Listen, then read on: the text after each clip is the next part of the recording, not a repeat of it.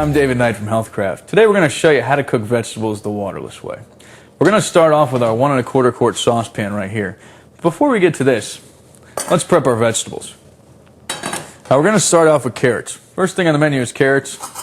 Now if you already own a good set of waterless cookware, you should get a machine like this to do all the cutting for you. See, vegetables that are cut evenly will cook evenly for you in 1/10 of the time. As I said, first thing on the menu is carrots. Now this is really good too, this machine. It comes with 5 different blades, so if you have to eat carrots like 5 nights a week, like you're on some crazy diet, well, you can make them look different every night.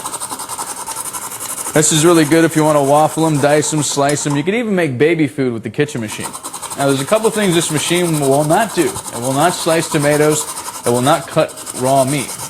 But it will do cooked meat for turkey salad, ham salad, chicken salad, things like that. It will chop and peel tomatoes, but it will not slice tomatoes. You need a good sharp knife to slice the tomatoes. As you can see, we're using the kitchen machine and the food guide again. There we go. We've got the carrots cut up. That's enough for the meal. Now we're going to go over here and we're going to show you how to prep the rest of your vegetables. Corn on the cob doesn't need any prepping, so we're just going to stick this over here. Now you have your cabbage. As you can see, I cut the cabbage into quarters, just like we did to make the salad. What you need is a good sharp knife. Take the cabbage, point the knife down just like this, and then go right through. This is how you want the cabbage to look, right there. Going to do the same thing with the red cabbage. I'm going to lop this knot off right here.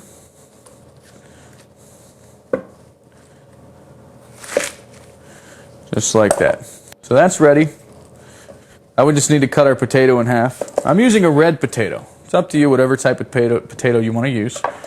Red potatoes are good. We're going to use a little bit of bell pepper too for some color. Just give that a good slice right there. Now you want to cut this white rib out. Very simple to do. Okay.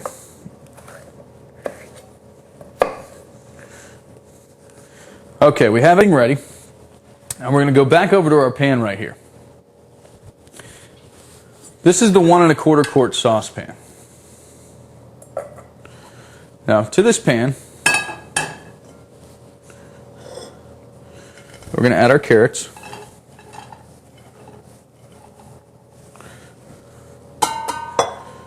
We're going to bake half of this potato. We're going to cook corn on the cob. We're going to do some broccoli.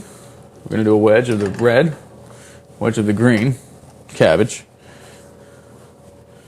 We're going to do our red bell peppers.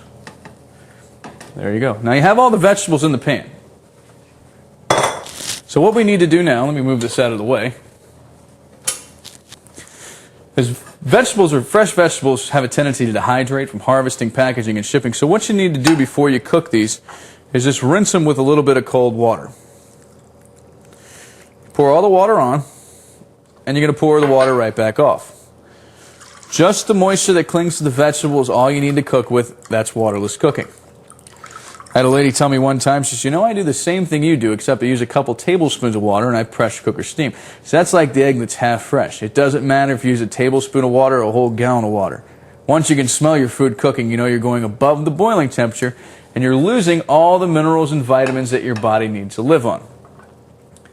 Okay. Now you see the color that I rinsed out of those vegetables after a couple seconds in cold water? That's the minerals and vitamins in your food. Now take a look at this. I want you to take a look at the color of this food. Now this food is going to come out of the pan the same color as it was when I put it in. You ever cook like broccoli? If you've ever boiled broccoli, broccoli will turn like brown and green when you boil it. That's the minerals and vitamins you boiled out of the food. So you want to make sure the food's the same color when you take it out. If it's not the same color, you've used water and you've cooked it too high of a heat. Okay, so once the vegetables all rinsed off, we're going to put it over here on the stove. We're going to turn the stove to low. And when you're cooking vegetables waterlessly, all you need to know is low. It's very simple. Low temperature. You don't have to worry about it. Okay, so we have the vegetables on. Now on top of every one of your pans is a vent. You can open or close this vent depending on what you're cooking.